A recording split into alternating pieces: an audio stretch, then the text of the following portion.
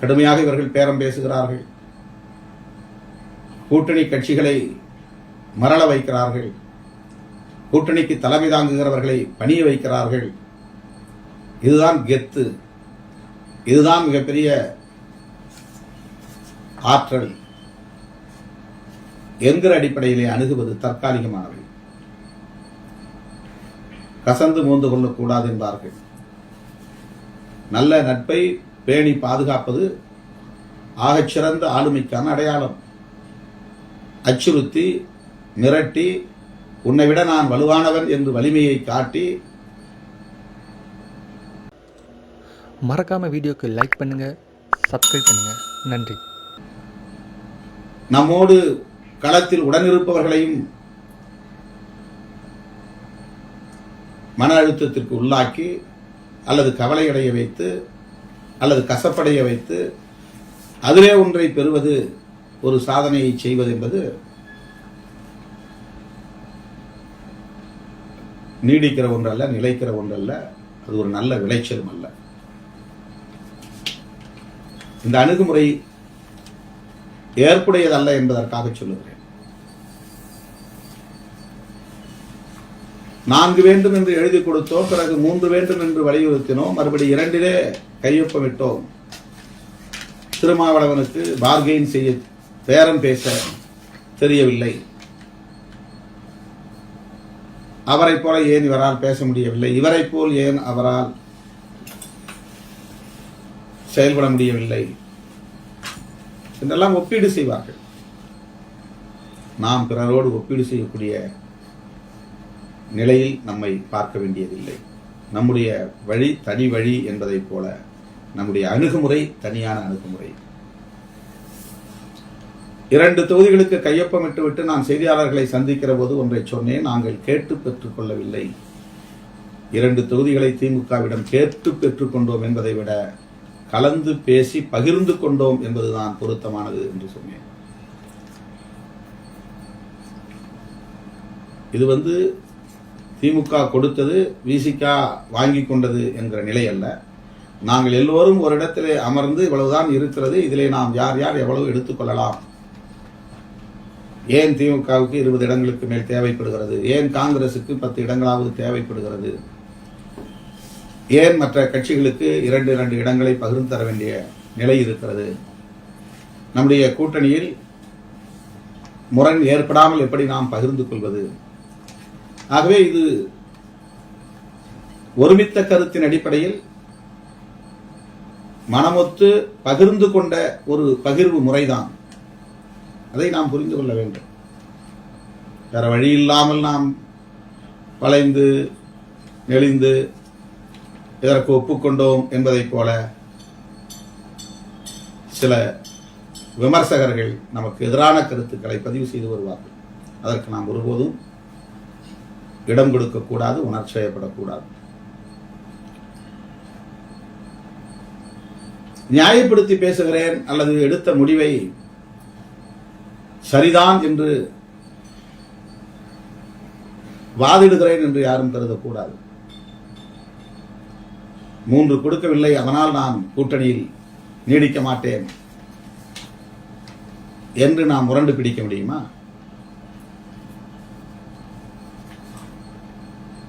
அப்படி முரண்டு பிடிக்கிற நிலையிலும் 2க்கு மேல் இல்லை என்ற நிலை வருகிற போது கூட்டணியில் இருந்து நாங்கள் வெளியேறுகிறோம் என்று சொல்ல முடியுமா? அல்லது இந்த கூட்டணி இல்லை என்றால் அந்த கூட்டணியில் எங்களால் சேர முடியும் என்று நாம் மறைமுகமான ஒரு அழுத்தத்தை கொடுக்க முடியுமா? அல்லது வெளிப்படையான மிரட்டலை செய்ய முடியுமா? தேர்தலுக்கு இன்னும் சில வாரங்களே உள்ள நிலையில், எந்த முன்னேற்பாடும் செய்யாத நிலையில் நாம் தனித்து போட்டியிடுவோம் என்று அறிவிக்க முடியுமா?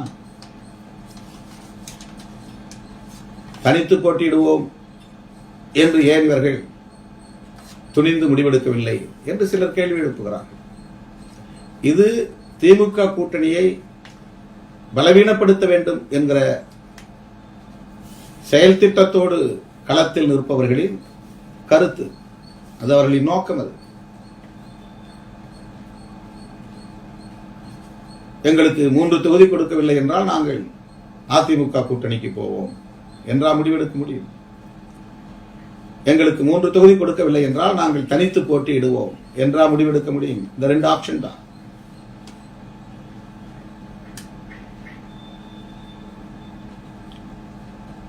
இருபத்தி 22 இடங்களில் அல்லது 24 இடங்களில் போட்டியிட்டு திமுக 20க்கும் மேற்பட்ட இடங்களில் வெற்றி பெறுமையானால் திமுகவால் நாளைக்கு ஒருவேளை இந்தியா கூட்டணி ஆட்சிக்கு வந்தால் அவர்களால் கேபினெட் அந்தஸ்துள்ள பதவிகளை பெற முடியும்.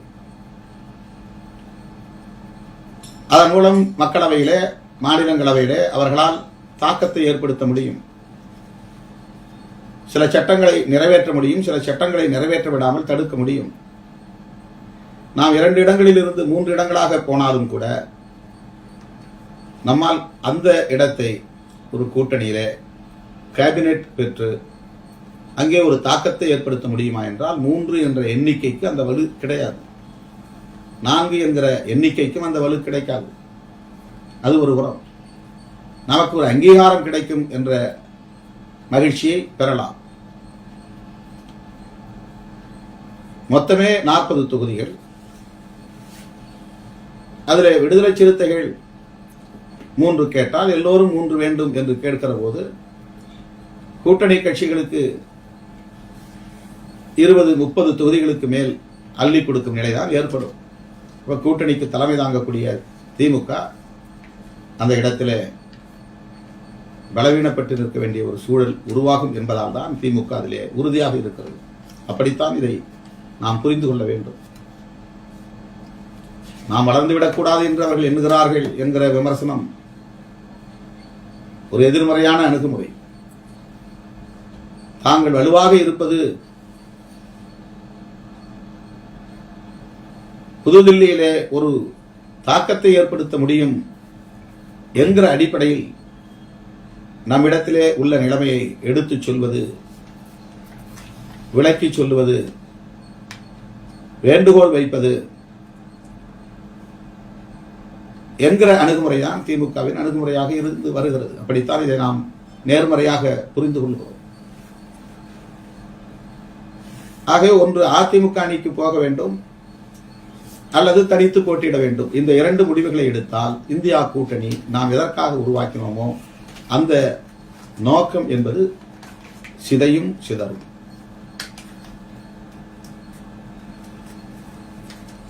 நாமே உருவாக்கிய கூட்டணியை நாம் பலவீனப்படுத்துவதாக அமைந்தால் அது வரலாற்று படியாக நம் மீது சுமத்தப்படும். காலத்திற்கும் மக்கள், கட்சி சாராத மக்கள் கூட இவர்கள் தங்களின் நலன்களை முன்னிறுத்துகிறார்கள், நாட்டு நலனை பற்றி கவலைப்படவில்லை. தங்களின் நலன்களை முன்னிறுத்துகிறார்கள், கூட்டணி நலனை பற்றி கவலைப்படவில்லை.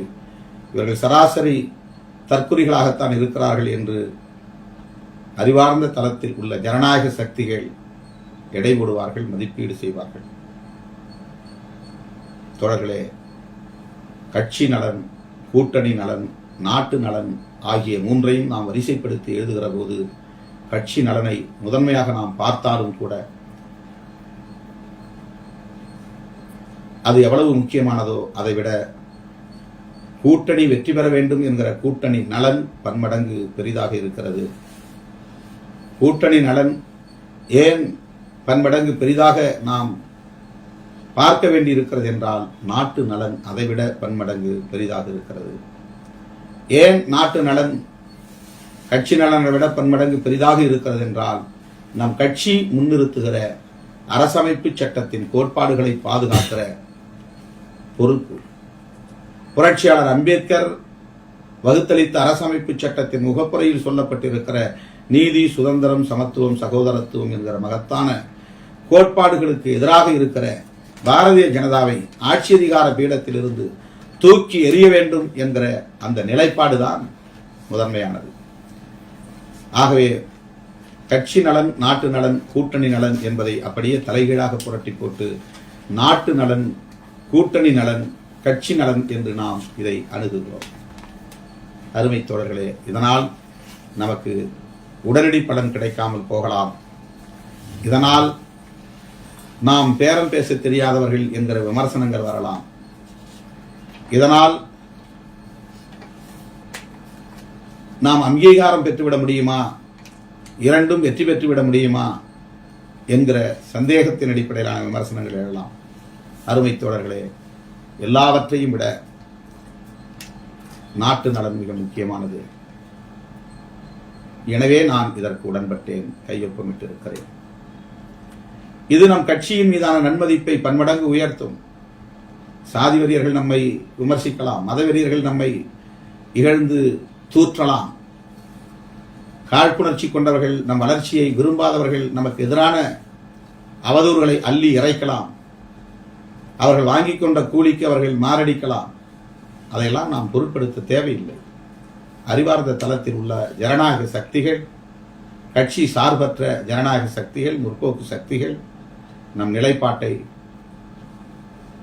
மனப்பூர்வமாக ஏற்று அங்கீகரிப்பார்கள், வாழ்த்துவார்கள், போற்றுவார்கள். அந்த நம்பிக்கை இருக்கிறது. தேர்தல் முடிந்த பிறகு நம்முடைய நிலைப்பாட்டை எந்த அளவுக்கு வரவேற்று பாராட்டுகிறார்கள் என்பதை நாம் பார்க்கத்தான் போகிறோம். எனவே என் உயிரின் உயிரான விடுதலை சிறுத்தைகளே, நமக்கு ஏதோ பாதிப்பு நேர்ந்து விட்டது என்பதை போன்ற உளவியலின் அடிப்படையில் இந்த பிரச்சனையை அணுக வேண்டாம். நாம் திமுகவிடமிருந்து 2 தொகுதிகளை கேட்டு பெற்றுக்கொண்டோம் என்று எண்ணாமல், கலந்து பேசி கருத்தொருமித்து பகிர்ந்து கொண்டோம் என்று புரிந்து கொள்வோம். மனமுவந்து 2 தொகுதிகளை நாம்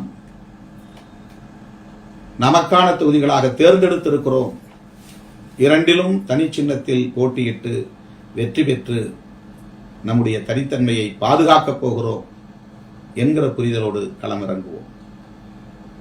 யாரோ எவரோ நம் மீது அக்கறை உள்ளவர்களைப் போல கருத்துக்களை சொல்லி நம் உணர்ச்சிகளை தூண்டுவார்கள். அதற்கு ஒருபோதும் இரையாகிவிடக்கூடாது, பலியாகிவிடக்கூடாது.